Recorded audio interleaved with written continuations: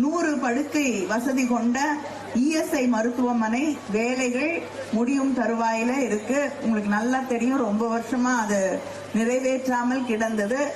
அதுக்கு பிறகு இந்த தொகுதிக்கு உங்களுடைய பிரதிநிதியாக நான் வந்த பிறகு டெல்லியில பேசி அந்த இஎஸ்ஐ மருத்துவமனையை நாம் கொண்டு வந்திருக்கிறோம். விரைவில் அந்த பணிகள் முடிந்து அந்த மருத்துவமனையும் உங்கள் பயன்பாட்டிற்கு கொண்டு வரப்படும்.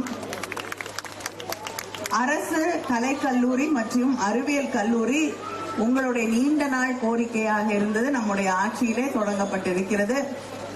இந்த பகுதியில மட்டும் ஒட்டப்பிடாரத்துல மட்டும் பட்டா 13,583 பேருக்கு பட்டா வழங்கப்பட்டிருக்கிறது. என்னுடைய எம்பி நிதியிலிருந்து 4,17,00,000 மேல இந்த தொகுதிக்கான மேம்பாட்டு பணிகளுக்காக நான் தந்திருக்கிறேன்.